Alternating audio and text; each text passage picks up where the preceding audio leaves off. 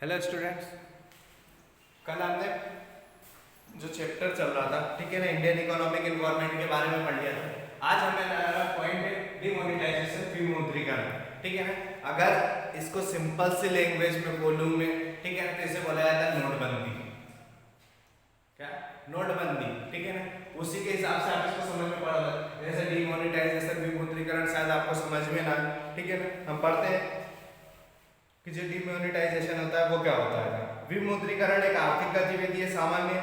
मैं इंग्लिश में नहीं पढ़ पा रहा हूँ क्योंकि मेरी बुक में पेज वो ब्लैंक हैगा, ठीक है ना, मैं हिंदी में पढ़ रहा हूँ। विमुद्रीकरण एक आर्थिक गतिविधि है सामान्य जन इसे नोटबंदी के नाम से भी पुकारते हैं। विमुद्रीकरण की प्रक्रिया में किसी देश की सरकार अपने देश की किसी मुद्रा नोट को कानूनी तौर पर प्रतिबंधित कर देती है। डिमोनेटाइजेशन में किसी भी वहाँ की जो गवर्नमेंट रहती है, हमारे यहाँ जो प्रचलित नोट होते हैं उसको बंद कर दिए जाते हैं। जैसे लास्ट में हमारे यहाँ कुछ साल पहले 500 और 1000 के नोट चलते थे पुराने वाले, जिसे बंद कर दिया गया, जिससे हमें नाम दिया गया था नोटबंदी। ठीक है ना, उसको लीगल तरीके से डिमोनेटाइजेशन या विमुद्रीकरण कहा जाता है। प्रतिबंधित मुद्रा से किसी प्रकार की खरीदी बिक्री लेन देन और उसको संचय करना अपराध माना जाता है। ठीक है ना, जो करेंसी हमारे यहाँ पर बैन हो चुकी है, जिस भी करेंसी नोट को हमारे यहाँ पर बैन कर दिया गया है, आप उससे ना कुछ खरीद सकते हो, ना कुछ बेच सकते हो, ना उसको रख सकते हो। ठीक है ना, मुद्रा पर प्रतिबंध के बाद सरकार एक समय सीमा निर्धारित करती है जिसके अंदर आम जनता प्रतिबंधित किए गए नोटों को बैंकों में बदलकर उसके बदले उतने ही मूल्य प्रचलित नोट या फिर नए नोट जारी किए गए नोट ले सकती है। अब क्या होता है कि गवर्नमेंट जैसे नोटबंदी आपने देखी, ठीक है, अब छोटे बच्चे तो नहीं, आप लोगों ने नोटबंदी आराम से देखा होगा। ठीक है, क्या हुआ था कि 500 और 1000 के नोट बंद कर दिए गए। अब इंसान सबके घर में 500 और 1000 के नोट जो नोट प्रचलित हैं सभी के पास में थे, व्यापारी आदमी, सैलरी सबके पास में रखे थे। फिर क्या करा गया, गवर्नमेंट ने एक टाइम दिया गया कि आपको इतने दिन तक आपको बैंक में जाना है, बैंक में जाकर आपके नोट एक्सचेंज करवाने। ठीक है, तो सभी ने क्या करा, आपको नोट एक्सचेंज करवाने का एक टाइम दिया गया था। अगर तय सीमा समय सीमा के अंदर प्रतिबंधित मुद्रा का बदला नहीं जाता तो उसे बैंक में जमा नहीं किया जाता है। वे सभी नोट कागज के टुकड़े या रद्दी हो जाते। अगर आपको टाइम दिया गया है कि 15 दिन, 1 महीना, आपको इतने दिन में ये नोट बैंक में जमा कराने या फिर इसको चेंज करवाना है, ठीक है ना, तो वो चीज़ मायने रखेगी। बट अगर उसके बाद वो टाइम निकल जाता है तो वो नोट कोई काम के नहीं रहेंगे, वो क्या बन जाएगा, एक कागज का टुकड़ा बन जाएगा।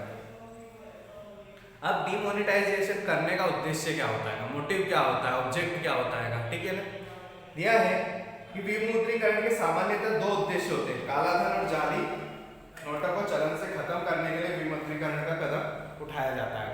ठीक है, मतलब नोटबंदी क्यों की जाती है, जो काला बाजारी होती है, कि ब्लैक मनी बोलते हैं जिसे, ठीक है ना, जाली नकली नोट होते हैं, इन सबको बंद करने के लिए क्या करा जाता है, नोटबंदी की जाती है, डिमोनेटाइजेशन किया जाता है। अब इंडिया में कब कब डिमोनेटाइजेशन हुआ है, तो भारत में 2 बार डिमोनेटाइजेशन हुआ है। पहली बार 1978 में 1000 रुपीज़, 5000 रुपीज़ और 10,000 रुपीज़ के नोट को बंद किया गया था। ठीक है ना, डिमोनेटाइज किया गया था। एक जनवरी, पहली बार जनवरी 1978 में 1000 रुपये, 5000 रुपये और 10,000 रुपये के नोटों को बंद कर दिया गया था। दूसरी बार 8 नवंबर 2016, 8 नवंबर 2016 को ₹500 एंड ₹1000 रुपीज़ के नोटों को अर्धरात्रि 12 बजे से बंद करने की घोषणा की दी गई। आपको अच्छे से याद होगा वो चीज़ कि हमारे माननीय प्रधानमंत्री जी रात में 8 बजे आकर उन्होंने न्यूज़ पे खबर दी थी कि आज रात 12 बजे से हमारे यहाँ के जो 500 और 1000 के नोट है वो बंद हो रहे हैं। ठीक है ना, तो आप उनको इतने टाइम से इतने टाइम के बीच में उसको चेंज करवा सकते हैं। ये हो गया। फिर सन 1978 में विमुद्रीकरण के समय श्री मोरारजी जी देसाई प्रधानमंत्री थे, और जबकि 2016 में सभी को पता है 2016 में कौन थे, हमारे प्रधानमंत्री नरेंद्र जी मोदी। ठीक है, अब 2016 में जो नोटबंदी की गई थी उसके ऑब्जेक्ट क्या थे। पहला था काला धन, बगैर टैक्स चुकाया गया धन रखने वालों को सबक सिखाना।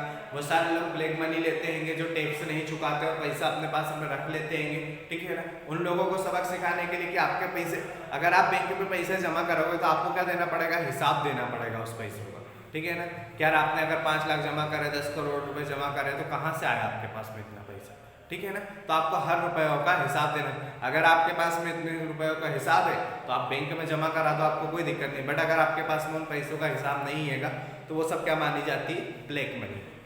भ्रष्टाचार पर रोक लगाना।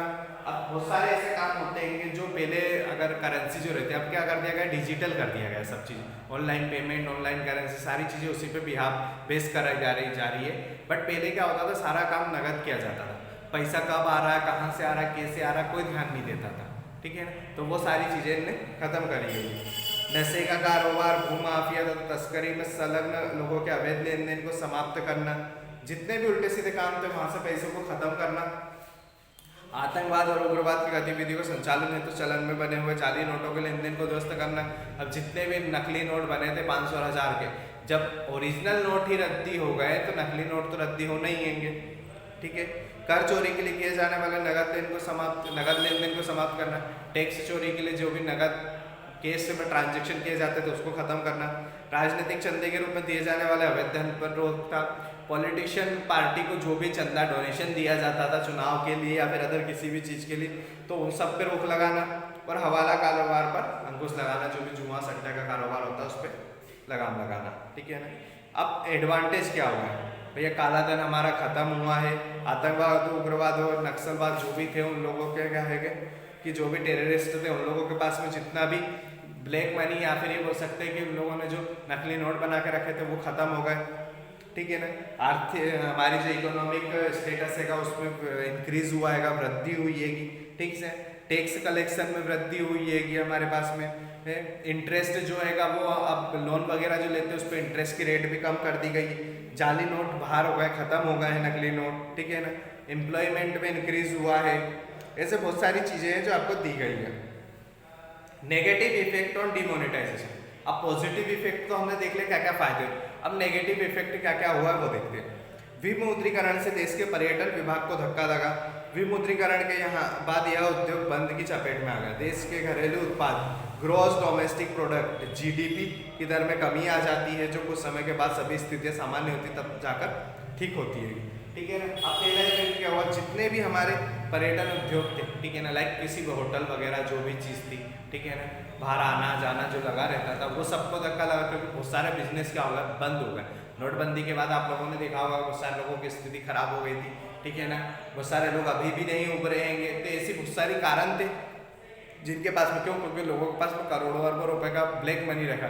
चलो ठीक है, जिसने ब्लैक मनी, बट जिसके पास में पैसा इकट्ठा कर रखा था, जिनके पास में सबूत नहीं थे, प्रूफ नहीं थे, वो भी उस मनी को चेंज नहीं करवा पाए हैं। ठीक, अगर लाइक ये बोलता हूँ कि मैं अगर मंथली मैं कोई काम करता हूँ जहाँ से मुझे पैसे, बट मेरे पास उसका सबूत नहीं और मेरे पास में अगर वो पैसे इकट्ठा हो गए और मैं अगर चेंज करवाने जाता हूँ तो बैंक वाले क्यों चेंज करके देंगे। मेरे पास प्रूफ होगा तो वो इजी तरीके से मेरे को, हाँ भैया आपके पास इतना पैसा है, आपने टैक्स पेड करा है या फिर नहीं भी करा तो आप टैक्स पेड करके पूरा पैसा चेंज करवा लो।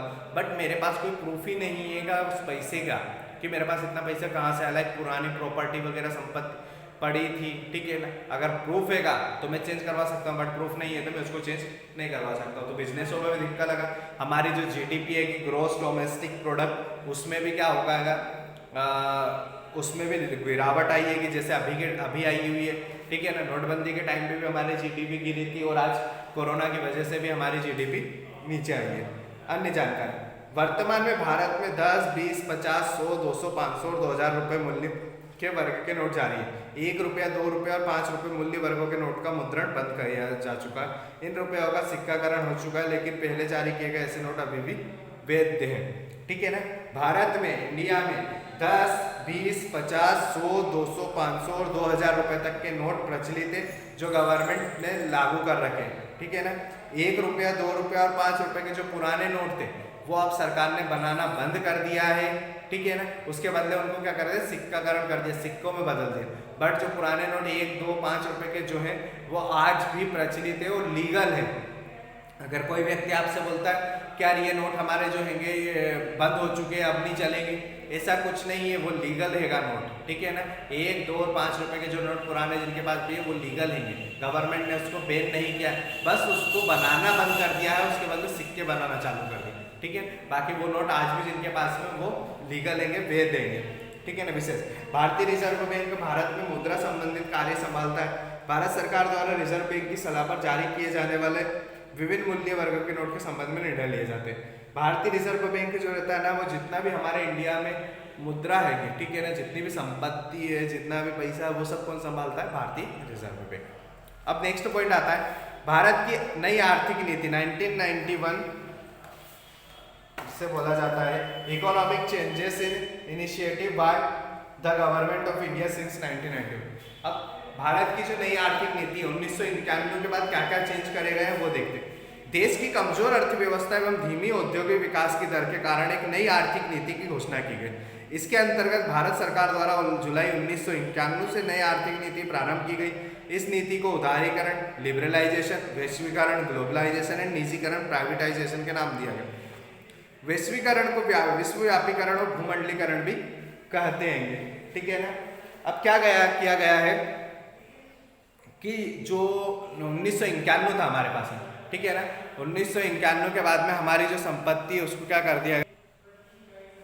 हमारी जो 1991 के बाद में क्या रहेगा कि पुरानी जो नीति थी, ठीक है ना, इकोनॉमिक स्टेटस जो भी हमारा था, ठीक है ना, आर्थिक नीति जो भी थी उसको चेंज कर दिया गया। हमारे यहाँ तक विकास जो होता है, ठीक है ना, डेवलपमेंट जो था वो धीमी रफ्तार से चल रहा था, तो उसको चेंज करके क्या करा गया, उसको स्पीड बढ़ाने के लिए उन लोगों ने 1991 में अपनी जो इकोनॉमिक पॉलिसी थी उसको चेंज करके उसको 3 पार्टों में लिबरलाइजेशन, ग्लोबलाइजेशन और प्राइवेटाइजेशन के नाम से निकाला गया। पहला दिया है हम उदारीकरण, लिबरलाइजेशन क्या होता है। अर्थव्यवस्था के संबंध में उदारीकरण से आशय सरकार द्वारा ऐसी आर्थिक नीति अपनाने से है जिसमें उद्योग, व्यापार, व्यवसाय एवं आर्थिक गतिविधियां लगाए गए विभिन्न सरकारी प्रतिबंधों एवं नियंत्रण को या तो समाप्त कर दिया जाता है, उन्हें उदार कर दिया जाता है ताकि निजी क्षेत्र अपना सुरक्षित विकास सके। सरल शब्दों में आर्थिक उदारीकरण वह प्रक्रिया है जिसमें आर्थिक प्रतिबंधों को समाप्त करके या शिथिल करके अर्थव्यवस्था को खुलापन लाया जाता है। इससे यहाँ पूंजी की गतिशीलता बढ़ती है, यहाँ देश की अस्थिर अर्थव्यवस्था में सुधार आता है तथा स्वावलंबी विदेशी प्रतिस्पर्धा में योग। अब क्या कर दिया गया है, उदारीकरण मतलब क्या करा है, जितने भी प्रतिबंध थे बिजनेसों पे, ठीक है ना, जैसे बहुत सारे रूल रेगुलेशन चलती थी कि नहीं आप ऐसा नहीं कर सकते, ये करना पड़ेगा, आपको बिजनेस खोलना चालू करना है तो ये सारी कंडीशन माननी पड़ेगी, इतने आपके पास संपत्ति होना चाहिए, होना चाहिए, वो सब बहुत सारे रूल थे, उसको क्या कर दिया गया, समाप्त कर दिया गया, ठीक है ना, खत्म कर। अब क्या कर दिया, ओपन मार्केट कर दिया गया, ठीक है ना। हर बिजनेस आपके हिसाब से अगर वो लीगल हैगा तो आप कर सकते हो, गवर्नमेंट कभी मना नहीं कर सकती। पहले क्या लिमिटेड थी कि नहीं इतने से ज़्यादा बिजनेस नहीं होना चाहिए, आपके पास इतनी लिमिटेड, अब कोई रोक टोक नहीं है।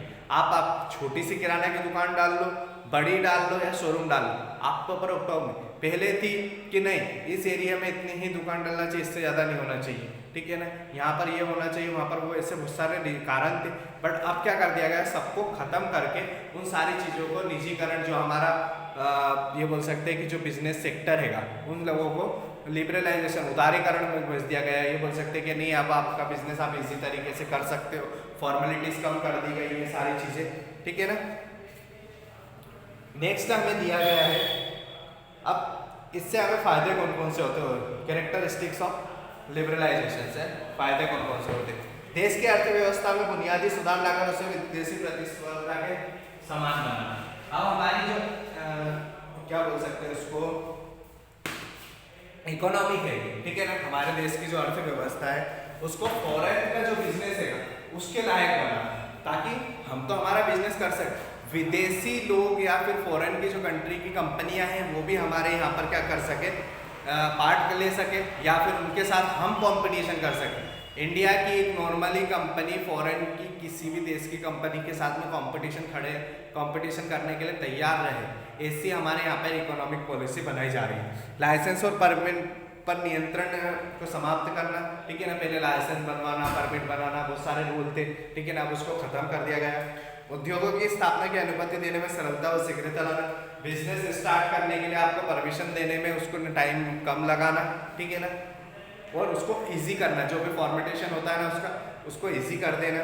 उत्पादकता को उदार एवं मुक्त बनाना, बजट घाटा कम कर मुद्रास्फीति को नियंत्रण करना, जितना भी बजट होता है उसको कंट्रोल करना, ठीक है ना। ये सारी चीज़ें हमें किस में दी गई है, ये फिर ये बोल सकते हैं कि जितना भी हमारा, एक सिंपल सी लैंग्वेज में बात करता हूँ मैं। अब कोई दुकान खोल रहा हूँ, ठीक है ना, मैं बोलता हूँ एक आप नॉर्मली किराने की दुकान शॉप खोलने वाले, अगर उसमें ही गवर्नमेंट द्वारा आपको गवर्नमेंट के लिए अगर 50 बार चक्कर राउंड लगाने पड़े, ठीक है, सरकारी ऑफिसों के चक्कर, यहाँ से परमिशन लेनी, वहाँ से परमिशन लेनी है कि ठीक है, परमिशन लेने के बाद में आपको दुकान के कागज़ किराए से ले रहे हो तो उतने ही कागज़, मतलब अभी तो एक एग्रीमेंट बनता है, बट उसके बदले आप अगर 10 एक कागज़ बनवाने पड़े जिसके लिए आपको पुलिस स्टेशन जाना पड़े, कलेक्टर ऑफिस जाना पड़े, नगर निगम जाना पड़े, लाइसेंस बनवाना पड़े, हर चीज़ की डिटेल के लिए आपको डेली भागना पड़े, ठीक है ना, तो आप पॉसिबल कर पाओगे कि नहीं यार, मेरे को तो एक छोटी सी दुकान ही तो डालनी है, तो इतनी सारी चीज़ें फॉर्मेलिटी, अगर आपको 1-2 महीने आप फॉर्मेलिटी पूरी करने में ही लगा दोगे तो आप दुकान कब डालोगे, बिजनेस कब करोगे। तो वही चीज़ आती है कि ये सारी चीज़ें क्या कर दी कि ख़त्म कर दी। अब आपको दुकान डालना है, आप जाओ, एक नॉर्मली जो लाइसेंस बनता है, ठीक है ना, आप जाके नगर निगम से आपका वो लाइसेंस बनवा लो, दुकान लो, रेंट की है तो एग्रीमेंट बनवा लो, और खुद की है तो कोई दिक्कत ही नहीं, ठीक है, ये लो आपकी दुकान स्टार्ट हो गई।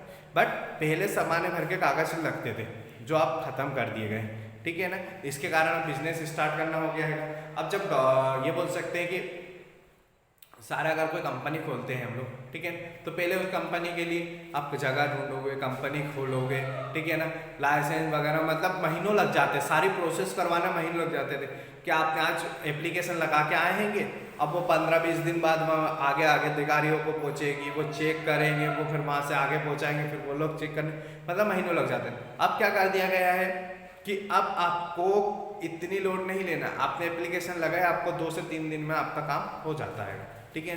हमारे यहाँ पर अभी कुछ चेंजेस हुए हैं इकोनॉमिक पॉलिसी में, जिसमें बोला गया है कि आपको 24 घंटे के अंदर आपको किसी भी कंपनी खोलना है, कोई बिजनेस खोलना है तो उसका रजिस्ट्रेशन करवा दिया जाएगा। ये गवर्नमेंट द्वारा बोला गया है हमारे यहाँ पे, ठीक है ना, कि 24 घंटे में आपके कोई भी कंपनी हो, बिजनेस हो, उसका रजिस्ट्रेशन करवा दिया जाएगा। तो ये फ़ायदे हो रहे हैं हमारे लिए। ये सब किसका उद्देश्य, लिबरलाइजेशन का, ठीक है ना। तो आज का हमारा लिबरलाइजेशन तक हम ये पॉइंट खत्म करते हैं, बाकी के हम नेक्स्ट लेक्चर में लेंगे। Thank you.